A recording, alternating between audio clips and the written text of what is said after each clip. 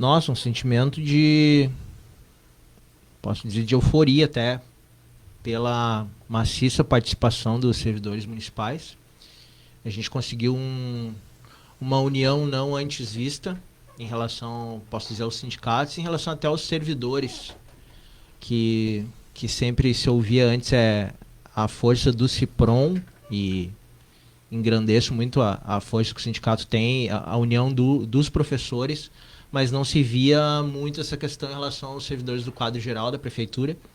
E o pessoal da Câmara, porque nós somos um nicho menor, ali somos 13, 14 pessoas, então o nosso sindicato normalmente atua mais internamente. Mas agora era mais do que nunca relevante essa união e essa presença do maior número possível dos mais diversos servidores, dos mais diversos cargos da prefeitura. Então isso aconteceu ontem de forma forte mesmo. Aquelas manifestações mais acaloradas, tu entendes que são naturais desse processo? Ah, sim, com certeza. A gente tem pessoal que com certeza vai ser mais impactado se caso os projetos venham a ser aprovados. Então a gente entende manifestações mais acaloradas das mais diversas partes. Como eu até mencionei no meu discurso ontem, eu fui sempre muito elogiado até pelo finado Santos Tavares, desde que eu assumi a presidência do sindicato. Ele sempre me elogiou por ter diálogo, por saber ouvir todas as partes, por discutir as coisas com calma. Então já me manifesto assim normalmente, mas ontem também era um momento de tentar impor mais os nossos pedidos, as nossas vontades, porque era um momento para isso, era um momento para os servidores serem ouvidos e darem sua opinião. A audiência pública justamente é para isso, né? Mas, basicamente, os três sindicatos, da Câmara, dos professores e do quadro geral da Prefeitura, se posicionaram pela não aprovação desses projetos como eles estão. Qual seria o passo seguinte caso o Executivo retirasse esses projetos ou a Câmara rejeitasse? Bom, o pedido, como repito novamente, um momento único de união dos três sindicatos foi de retirada. Nós fizemos uma reunião na semana passada lá no CIPROM, na terça-feira, um dia antes da reunião que nós tivemos com a comissão especial ali na Câmara, e aí fomos trocando ideias, discutindo e chegamos à unanimidade de fazer o pedido de retirada. Porque a gente vê que aquela questão do PL 71 ali que se refere às pensões é drástica. Se acontece do falecimento de um servidor que está na ativa, o cônjuge ou a cônjuge, independente do número de filhos, vai ficar com simplesmente 50%. 50% do que ele receberia na aposentadoria. Então, nem é os 50% do que ele está recebendo no momento. Então, é 50% de um valor a menor do que aquela família ali está tendo de sustento por parte Bom da dia, pessoa Charles. que é servidora. Eu vou aproveitar esse teu gancho, porque nós estamos tentando aqui, nós já ouvimos esse negócio dos 50%, mas a questão é a seguinte: a lei brasileira fala que ninguém pode receber menos de um salário mínimo nacional, que hoje é 1.518. Daí a minha pergunta, que eu estou tentando ver se alguém explica, é: digamos, hipoteticamente, que esse servidor fique recebendo 1.518. Aí tem esse caso de transferir em pensão. A pessoa, o beneficiado, vai receber R$ 700, é isso? Bom, Se a Tomás, lei diz que tem que ser os 1.518? eu não ouvi nada oficial de nenhum dos jurídicos até agora, que é o pessoal que tem um entendimento maior, me explicando essa questão. O que a gente conversou em conversas internas ali entre servidores é que não poderia ser menor que o mínimo. Isso realmente confere, mas de conversas nossas internas. Então, quer dizer, se o servidor já ganha ali por volta do salário mínimo e falece, a esposa ficaria com o mesmo salário mínimo, não poderia ser menor que que é isso. o salário mínimo nacional. Mas aí me refiro assim a quem ganha, por exemplo, 3 mil na ativa. A pessoa falece, automaticamente o cônjuge vai ficar recebendo 1.500. 1.500. Independente se tiver um filho, tiver 10 filhos, Sim. Fica reduz com a metade do drasticamente, valor então total. é uma coisa assim bem Mas não, impactante. mas então fica com a metade, mas existe um Nunca limite. menos que o salário mínimo. O Isso, limite é isso de a gente em partida. conversas internas chegou a esse entendimento, mas também não sei se isso realmente se confirma. Não, Né? eu pergunto isso porque algumas pessoas que conversaram já comigo na rua ficaram em dúvida. Tá, mas se a pessoa já ganha o salário mínimo, a pensão vai ser R$ 700, a metade de 1.500? Não, na verdade, pelo menos pelas pesquisas, provocado inclusive com essa dúvida aí, todos dizem que o salário mínimo é piso. Então não tem como ser menos. Mas a discussão é essa. Uma família composta em que o servidor ou a servidora municipal se aposente um valor, por exemplo, de R$ 5.000, essa família passar a contar com a renda de 2.500, o baque de poder aquisitivo é automático, é evidente. E me parece, impressão minha, conversando com pessoas, inclusive entrevistas feitas aqui com servidores, que foi isso que tirou muito servidor de casa, que estão prestes a se aposentar ou a recém se aposentar e estão preocupados em caso de falecimento, o que eles vão deixar para os seus cônjuges, né? Então, realmente isso aí foi um poder motivador e mobilizador desse pessoal. É um ponto bem complicado para a administração municipal, por todas as razões que tenha, de sustentar junto aos servidores. Mas, em determinado momento da reunião de ontem, o executivo se sentiu, de alguma forma, desconfortável com as manifestações das pessoas que estavam lá, ou de algumas pessoas, vamos generalizar, e acabaram se retirando do encontro. Como é que vocês viram isso? Olha, repercutiu muito mal entre os nossos servidores, entre os sindicatos, que acredito que aquele ali era o momento que todo mundo tinha solicitado que tivesse acontecido antes. É outra cobrança dos sindicatos e o pedido de retirada também vem ao encontro disso. Faltou diálogo, faltou procurar essas lideranças antes do projeto ser apresentado na Câmara. Que nem eu falo para os vereadores, agora que chegou com vocês aqui, são vocês que têm que assumir essa bronca e essa bomba desse tamanho, vocês que têm que fazer emenda, vocês que têm que tentar melhorar o projeto. Não vejo dessa forma. Se tivesse chamado os 3 sindicatos para conversar, estamos pensando em apresentar um projeto assim, vamos discutir, vamos chegar num consenso, vamos chegar num valor percentual ali que não fique tão ruim, acho que teria sido tudo mais fácil. E já que não houve esse momento, ontem era ali o tempo, a questão para que o governo usasse a tribuna e tentasse de alguma forma esclarecer os servidores do porquê desses valores tão impactantes dos projetos, né? E acabaram se furtando dessa oportunidade, deixando o local. Acho que isso contribuiu até para piorar o clima ali. Acho que deviam ter aproveitado sim o momento. Outra coisa que a gente reivindicou ainda na quinta-feira, documento oficial assinado pelos 3 presidentes, a gente solicitou um local maior. Sabíamos que a Câmara não comportaria o número que a gente já imaginava de pessoas que iriam participar. A Câmara tem, quando muito, 110, 114 lugares ali, apertando as cadeiras.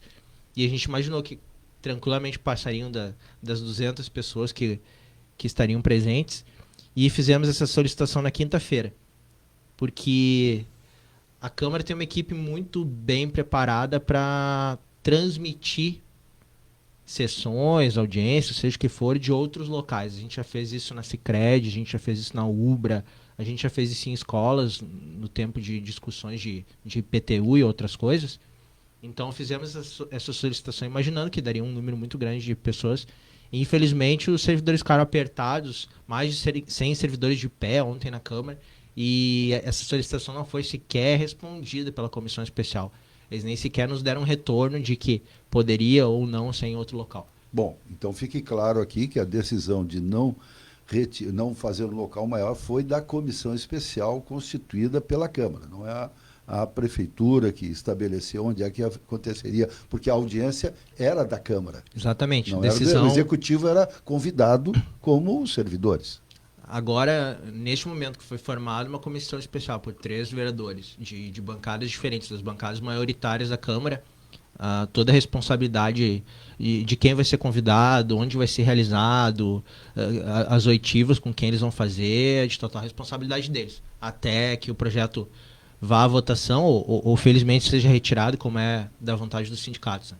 O Tomás representava a Rádio Vale, lá do jornalismo da Rádio Vale, e fez um convite para os membros da comissão falarem conosco hoje, mas parece que não concordaram. Né? Pois é, eles tiveram, ao término do evento, eles se reuniram nos gabinetes, lá na parte superior da Câmara, e depois, mais tarde, eu recebi uma mensagem da presidenta da comissão, a vereadora Juliana Spolidoro, que a comissão preferiu não se manifestar num primeiro momento. Eles iriam participar do nosso programa, eu até deixei alguns questionamentos para a vereadora, o que vai acontecer daqui para frente, vai ficar só essa audiência, vão tentar fazer uma nova audiência, quem sabe num local mais apropriado, como o Charles comentou ontem, porque realmente ali ficou muito complicado, inclusive ficou complicado o trabalho da imprensa, porque os servidores do Legislativo ocuparam espaço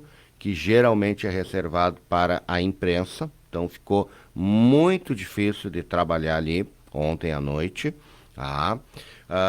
Toda a área da Câmara ficou totalmente tomada, lotada, literalmente.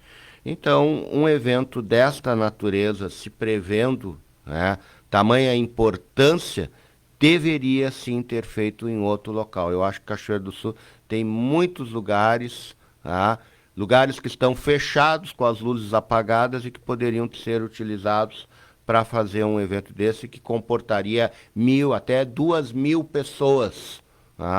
Podemos aqui citar vários lugares, até o ginásio do Arrozão lá, o Dom Pedro I, está lá fechado com as luzes apagadas, podia ser a audiência pública lá. Bom, mas os representantes da comissão, a Daniela, o Alex e a Ju, não quiseram conversar. Então a questão, nós vamos até depois, quando conversar com o Bruno Miller, né, nós vamos saber se essa história está resolvida, se a prefeitura dá por encerrado, ou a própria comissão, ou se a comissão vai botar na mesa para que os 15 vereadores decidam se vão aceitar o que aconteceu ontem à noite e vão seguir o rito da Câmara. Estamos aqui nos estúdios da Rádio Vale com a presença do presidente do Sindicato dos Servidores da Câmara Municipal de Cachoeira do Sul, Charles Massirer. Charles, ontem a Câmara dos Deputados aprovou a PEC 66. Tão falada, os nossos ouvintes que nos acompanham todo dia sabem o que é a PEC 66, mas a PEC, ou projeto de emenda constitucional que vinha tramitando no Senado, o Senado aprovou, agora foi para a Câmara, teve 2 votações na Câmara, então é terminativo. Agora ela vai ser regulamentada, ela não envolve apenas as questões previdenciárias dos regimes próprios de previdência, seja dos municípios, do Estado. Ele envolve também precatórios, ele envolve outras dívidas gerais, mas sempre com o espírito de estender o prazo de pagamento, especificamente sobre os RPPS, regimes próprios de previdência dos municípios e Estado. Pela redação, vamos ver a regulamentação, estabelece que pode chegar até 300 meses no parcelamento, que significa 25 anos. E a dúvida que eu fiquei, e vamos ter que ver, é se o desequilíbrio atuarial, que em Cachoeira do Sul é calculado em R$ 1 bilhão do FAPES, se ele poderá ser parcelado em 300 vezes e, consequentemente, a retirada a parcela extra que hoje o município tem que pagar, a prefeitura tem que pagar, em cima dos 14% que seria a alíquota normal. Qual é a expectativa de vocês? O que vocês sabem sobre isso? Olha, Toné, que eu já ouvia há bastante tempo o governo, o Poder Executivo comentando, inclusive já desde o governo passado se comenta sobre essa PEC, é que justamente um dos benefícios para o governo em si, não para os servidores, seria essa questão de poder parcelar, quase que é perder de vista os débitos patronais, os débitos atuariais. Então, eu acredito que em relação a essa parte do assunto, em relação ao que diz respeito mais à parte governamental, a PEC tenha sido boa. E mais uma vez reforçando que isso se confirmando, confirma, com a redundância da palavra, outra solicitação já dos sindicatos, principalmente dos dois sindicatos que contam com advogados. O nosso sindicato, além de ser pequeno, ele também não tem, assim, posso dizer, alguém do direito responsável por nos representar, mas o Sincasul está sendo assessorado pelo ex-vereador Kader Salé, e o Ciprom há bastante tempo já é assessorado pelo Dr. Fábio Proença. Então eles já comentaram que outra coisa principal que devia estar anexada nesses projetos que chegaram do Executivo em relação à FAP seria um cálculo atuarial atual. O que o governo vem se baseando para apresentar os projetos é um cálculo feito no ano passado. Então a gente sabe que mês a mês as coisas mudam, servidores se aposentam, alguns poucos servidores foram contratados, foram chamados, concursados desde o começo do ano, como monitores, como professores. Então tudo isso vai alterando a folha de pagamento da prefeitura. Então não tem como se basear numa coisa que foi feita ano passado. Não, e agora com a PEC 66, por uma questão de prudência, isso é a minha opinião, o senhor e a senhora podem discordar de mim, o Marcílio também, quem quiser discordar. Eu acho que o Executivo tem que reavaliar o projeto. Por quê? Porque, forçosamente, se for possível parcelar não só as dívidas passadas, ou seja, aqueles parcelamentos do FAPES passado, em 25 anos, mas o cálculo atuarial, quer dizer, aquela estimativa de desequilíbrio, que, insisto, o que eu ouvi foi R$1 bilhão. Não, tá? É um número que foi jogado como verdade.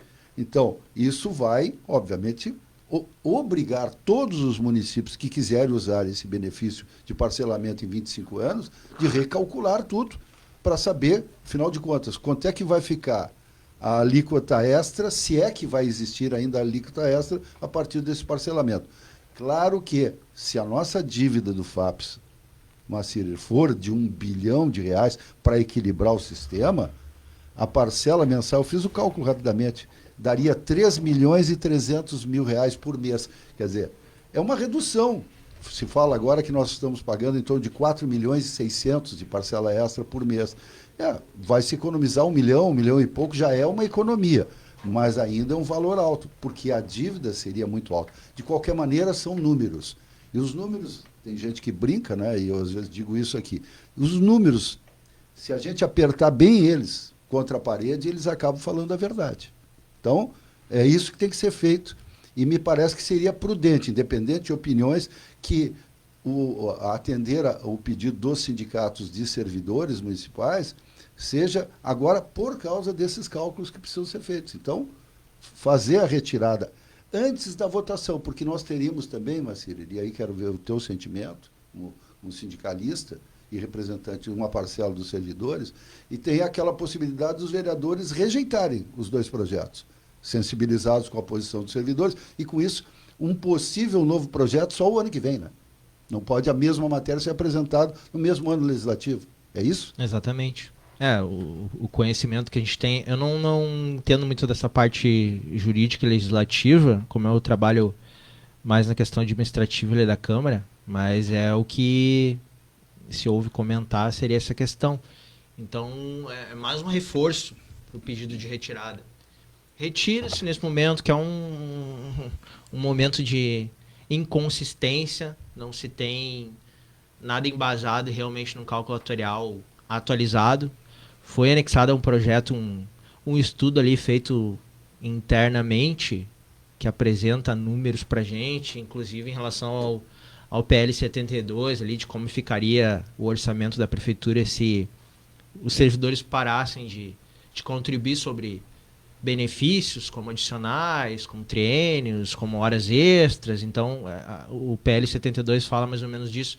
Ficaria bom para o servidor por um momento, porque deixaria de contribuir sobre isso, mas aí depois não levaria várias dessas coisas para a aposentadoria também.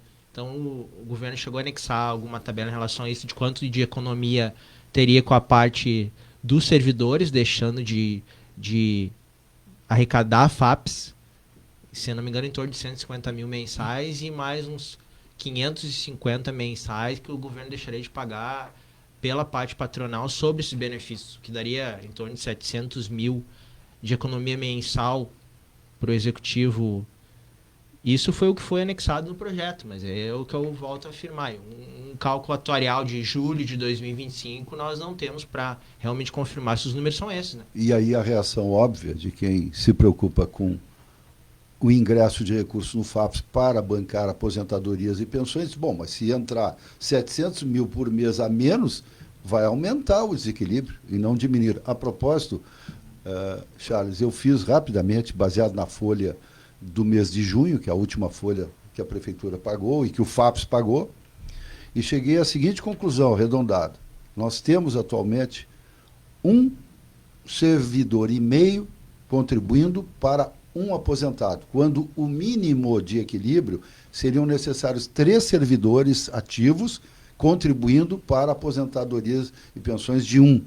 Então é 3 por 1, 3 contribuindo para 1 receber. Nós estamos com 1,5 contribuindo. Ou seja, esse cálculo já mostra que as reformas são muito mais amplas e necessárias para equilibrar do que meramente alongar dívidas ou buscar algum recurso extraordinário. Um sistema de repartição como é o nosso, que não é de capitalização, ele não tem como se sustentar com tão poucos contribuindo. Então, essa é uma realidade.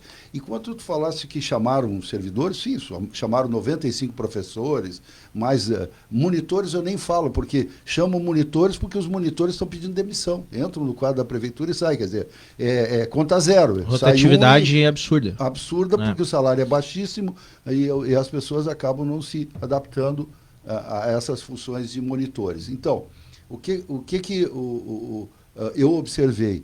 Que se nós contarmos a última folha do governo passado, então nós temos 6 meses da atual administração, mesmo tendo sido chamados tranquilamente entre monitores e professores, etc., mais de 150 pessoas, o saldo positivo é de mais 60 servidores, incluindo CCs, incluindo contratos emergenciais, nesse saldo positivo. Quer dizer, o resultado em termos de chamar concursado é negativo, porque está mais saindo do que entrando. E quais são as saídas? São por demissões voluntárias, por aposentadorias. E nós temos em torno de 4 aposentados todos os meses que entram no FAPES. Então, o FAPES crescendo rapidamente.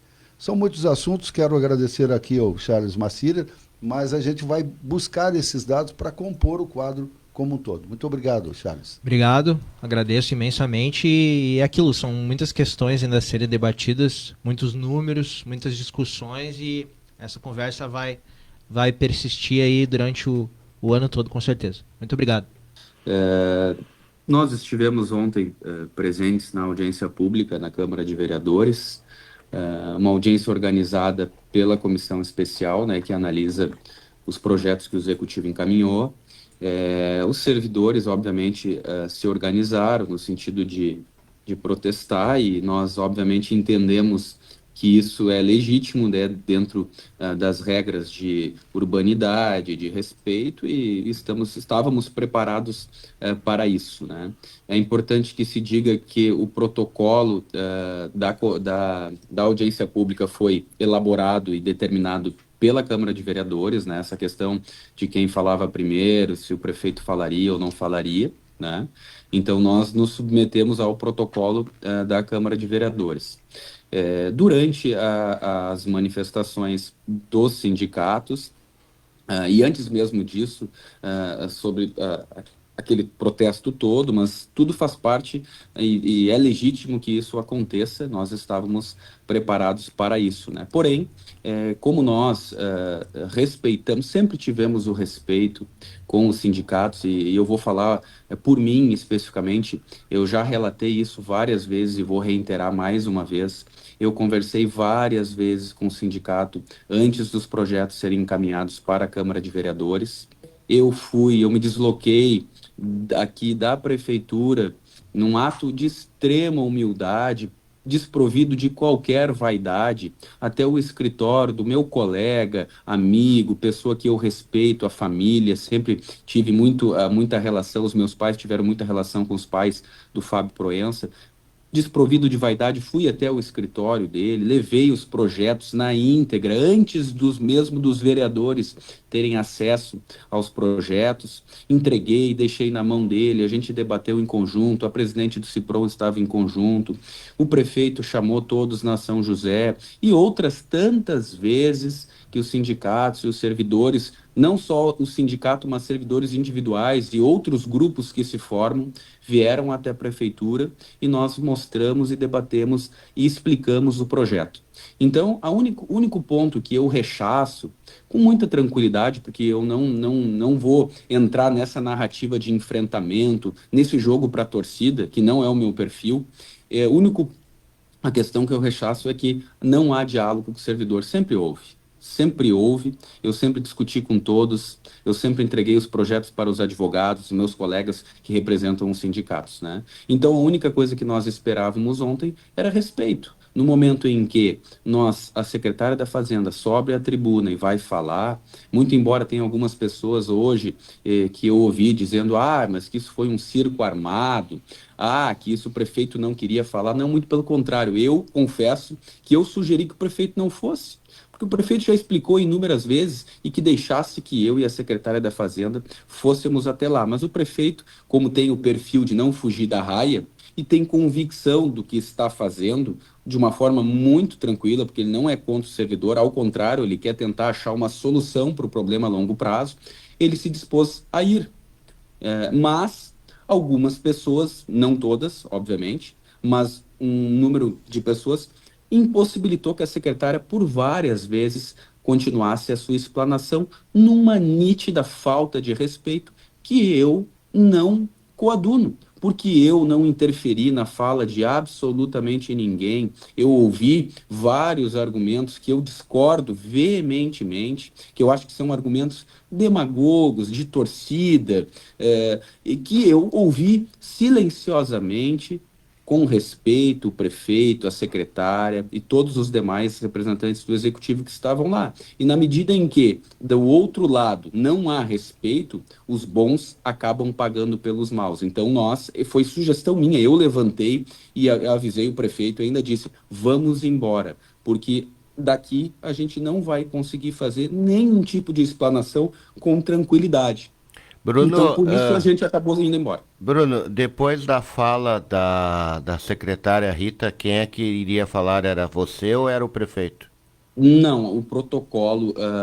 era 20 minutos. Era 20 minutos, isso, era 20 minutos. E a Rita ia ocupar os 20 minutos. Não, o prefeito iria falar. O prefeito iria falar, né? Uhum. E no início seria eu ou a Rita, mas como o tempo era muito escasso para 3 pessoas falarem, o prefeito optou que a Rita fizesse uma explanação um pouco mais técnica ali de números, né? Uhum. Então eu fui mais num sentido de retaguarda e se houvesse necessidade, falaria. Até porque, Tomás e Toné, eu, antes da audiência, um dia antes, eu fui fazer uma pesquisa, me chamou muito a atenção, isso eu preciso relatar. Eu fui fazer uma pesquisa na internet, das notícias, das reportagens de rádio, TV, jornal, dos últimos 10 anos em relação ao FAPES.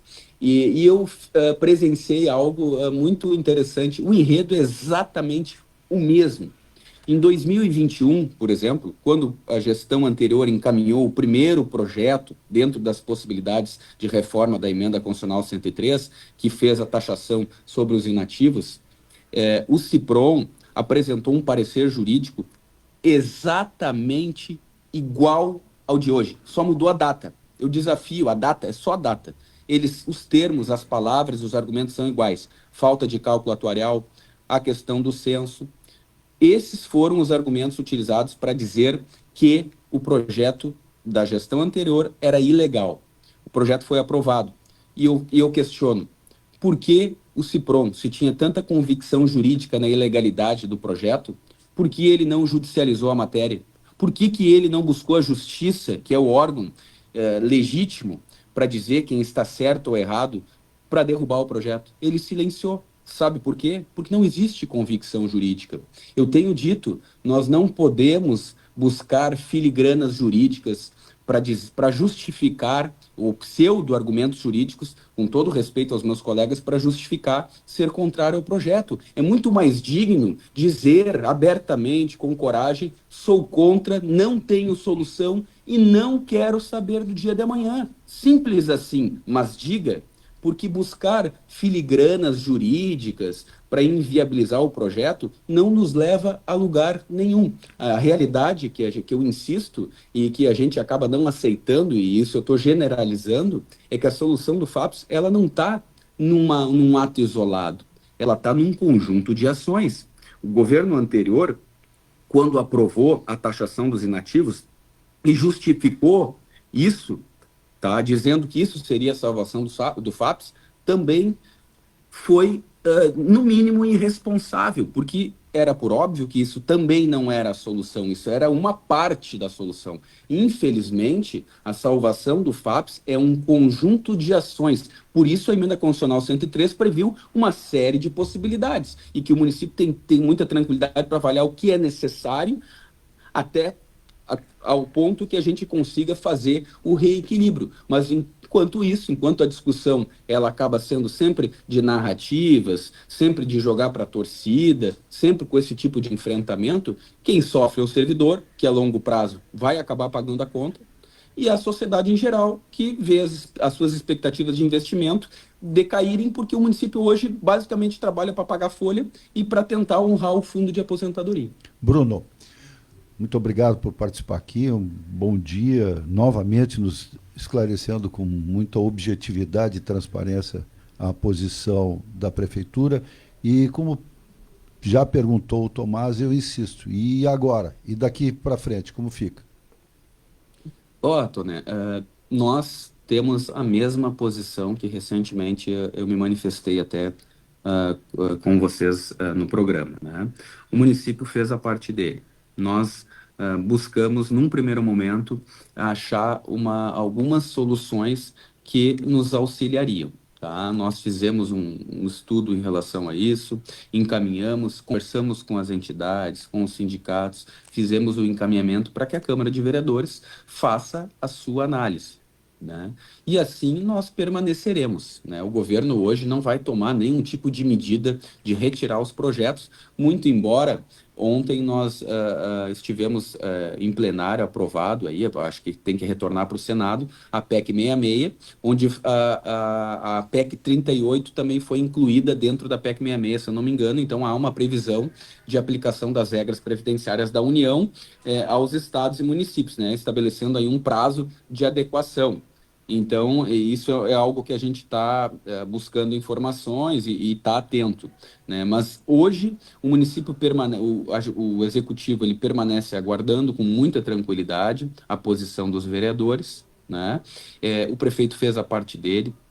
A gente sabe que eu, enquanto procurador, tenho que orientá-lo e criar mecanismos de retaguarda para que o prefeito, quando encaminhe, se tiver necessidade de um parcelamento, ou deixe de honrar em dia, né? Porque atualmente ele permanece fazendo um esforço enorme para que se pague em dia e se mantenha o fundo em dia, que se tenha mecanismos para justificar depois, perante os órgãos fiscalizadores, que o prefeito fez a parte dele. Ele buscou as soluções, ele fez os encaminhamentos, mas a Câmara de Vereadores ela faz a sua análise, que nem sempre é técnica, às vezes é política e às vezes cede a pressões. Bruno, uma questão que eu acho que eu encaminhei para ti no convite, né, que está surgindo aí a dúvida, é sobre esta questão dos servidores, o recolhimento da contribuição mensal para o FAPS, que o percentual incide sobre benefícios, vantagens e outros adicionais, mas no momento em que chega a aposentadoria, e é feito então o cálculo do tempo das contribuições para definir o valor da aposentadoria, não é levado em consideração esses benefícios e vantagens, apenas o salário base. E aí, claro, vai haver uma redução, só que o servidor passou o tempo todo contribuindo por um valor maior e aí o cálculo é feito por um valor menor. Tomás, assim, isso é uma questão técnica, né? Mas o que acontece, né? Inclusive, eu entendo, né, que após a emenda constitucional 103, que fez esse aclaramento em relação à incidência da contribuição sobre verbas temporárias, né? Existem entendimentos jurídicos de que nem se haveria necessidade de se alterar a nossa legislação aqui, porque já é uma imposição constitucional, né? E isso não é uma escolha nossa aqui. Então, por isso que o município, a fazer os projetos, ainda criou mecanismos para que quem fez contribuição sobre verbas temporárias leve isso para a aposentadoria de forma proporcional. E isso, o parecer do IGAN, né, disse que é ilegal, que é inconstitucional, que nós não poderíamos fazer dessa forma, porque a Constituição, a emenda constitucional 103, é límpida e clara no sentido de que não se pode fazer contribuições e levar para a aposentadoria sobre verbas temporárias. Mas nós buscamos uma alternativa justamente para tentar amenizar o problema do servidor, né? E o que acontece é que se os projetos encaminhados pelo Executivo não forem aprovados, e se nós estivermos submetidos à PEC 66, à PEC 38, certamente será essa alternativa que o município buscou, isso não vai ser viável, porque isso vai vir uma imposição de cima para cima que não permite a contribuição nesse sentido. Muito bem. Procurador Bruno Miller, muito obrigado pela disponibilidade de conversar conosco. Daqui a pouco nós vamos falar com a secretária Rita Garski para nos dar os detalhes mais técnicos sobre esses assuntos, mas ficamos aí com essa informação de que o governo manterá os 2 projetos tramitando e é responsabilidade do Legislativo se posicionar. Muito obrigado. Eu acho que faltou deixar também o Executivo falar. Eu tentei por 3 vezes, pedi, inclusive, que quer vaiar, deixa falar e depois faz as vaias, sei lá, xinga, chuta, faz o que quiser, mas deixa falar, deixa dizer o que a gente pretendia esclarecer, inclusive de apontamentos que foram trazidos, que a gente viu por aí, dúvidas, assim, umas coisas parece uma fofoca, assim, para desestabilizar e que não tem nada a ver com o que está no projeto, com a clareza do projeto. Estava ouvindo o Bruno falar ali e o Charles antes também. Inclusive o Charles trouxe umas dúvidas assim que parece que não cabe, né? Porque nada disso estava sendo tratado no projeto. Tipo assim, que a pensão é 50%. Em lugar nenhum está dito que a pensão é 50%. A pensão é 50% mais 10%. Tá? E que ninguém vai receber menos que o mínimo nacional. Isso ia ser esclarecido, ia ser dito, porque isso é fato. Outra coisa que estão dizendo, os atuais pensionistas, não muda nada. Isso são coisas para os futuros pensionistas, não para os atuais. Os atuais pensionistas fica exatamente a mesma coisa. Essas e outras coisas a gente ia tratar, eu ia esclarecer. Tá? Mas, infelizmente, a gente não pode falar. Quem estava lá, quem viu que a gente tentou, respeitosamente, como o Bruno falou, a gente ouviu os 3 representantes do sindicato que disseram algumas coisas assim, simplesmente fora do contexto, sim, mas a gente ouviu, quieto. Fizeram o discurso para a plateia, ok, fizeram, mas a gente não ia contestar exatamente cada palavrinha dele, nós íamos colocar nossa posição com tranquilidade, num palavreado simples, direto, que é o meu modo de me expressar. Eu conheço o assunto, sei que conheço e sei que precisa ser feita alguma coisa. E seria uma omissão muito grande minha, como secretária, e o Balardim sabendo que também precisa ser feito, a gente não tentar fazer nada. Secretária Daí a Rita. PEC 66, você inclusive falou, da tal PEC 66, passou ontem na Câmara, só que eles incluíram de novo, tiraram de novo a parte que trata da mudança das regras de aposentadoria que estavam querendo que fossem as regras da 103. Pelo que eu vi, não achei o projeto aprovado, a redação final que agora vai de volta para o Senado, acho que não atualizaram ainda, procurei hoje de manhã, não tem, mas parece que tiraram uma emenda que tinha lá que ia fazer valer as regras da emenda 103 para todos os municípios. O que eles colocaram lá foram os parcelamentos, a possibilidade de fazer em 300 vezes o parcelamento da contribuição. Eu vi você falando que, de repente, poderia parcelar o o déficit atuarial, isso não é possível. O parcelamento é da contribuição. Então, os nossos 89 milhões lá que a gente tem de dívida de FAPES é que poderiam ser parcelados. O resto, A contribuição patronal, secretário.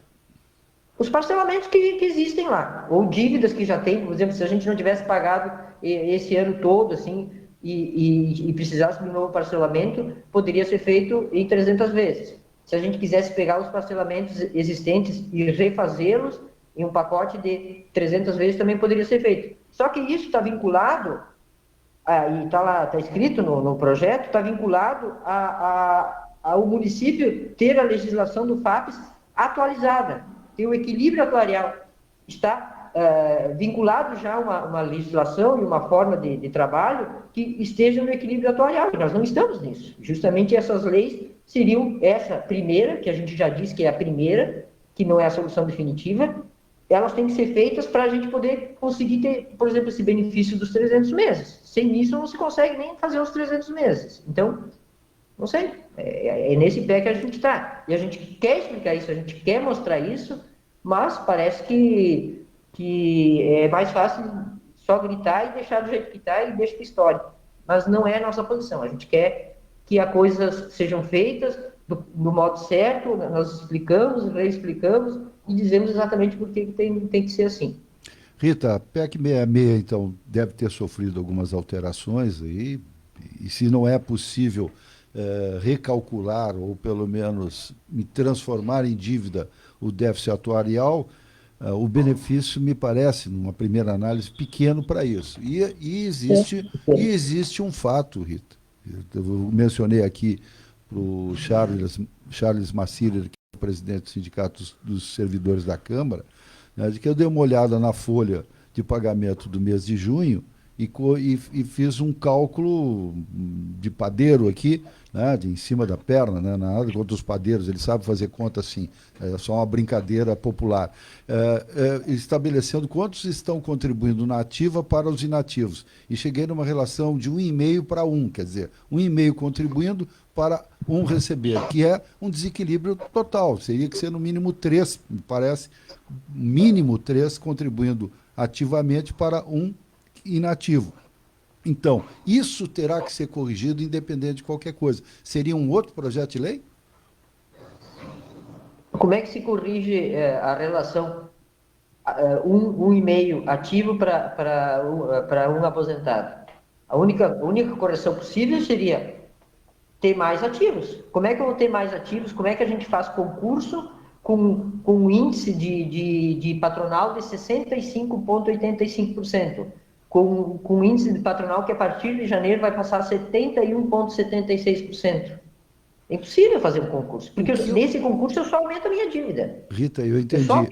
Eu sei, Rita, mas eu entendi que aí é que entra a tal de segregação de massa. Tem que fazer duas previdências. A segregação de massa faz o quê? Faz com que uma parte dos servidores que estão no FAPES passariam para o Caixa Único da Prefeitura e o restante ficaria no FAPES com as contribuições, como tem que ser. Só que tem que ter caixa na Prefeitura para isso. Se nós não conseguimos hoje pagar o FAPES, como é que nós vamos absorver, continuar pagando uma alíquota patronal? Com a segregação ela iria diminuir, mas uma alíquota patronal desse tamanho e ainda trazendo para o caixa da prefeitura um grupo de aposentados para ser paga com caixa único. Nós temos que fazer essa segregação. A modelagem que foi apresentada no ano passado, que a gente teve acesso, ela nos foi alcançada, ela estava no limite do caixa que se der qualquer mudança ali de arrecadação, eu não consigo mais pagar.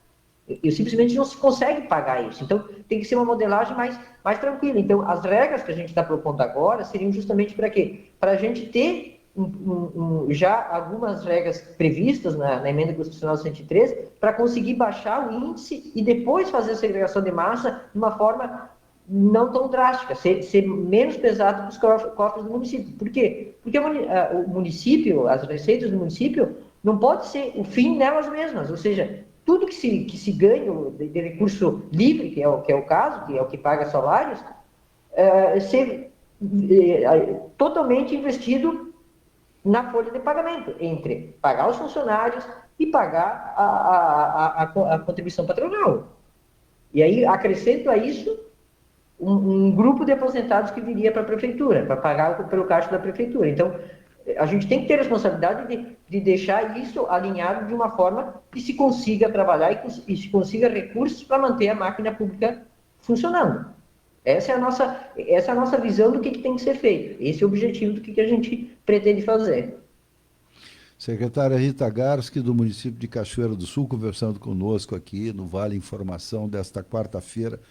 As perspectivas não são muito boas. Então, o projeto de lei vai continuar, os vereadores vão decidir se vão aprovar ou não, e o Executivo forçosamente terá que, depois de se inteirar adequadamente dessa PEC 66, das alterações que estão feitas, ajustar a Previdência municipal às regras federais.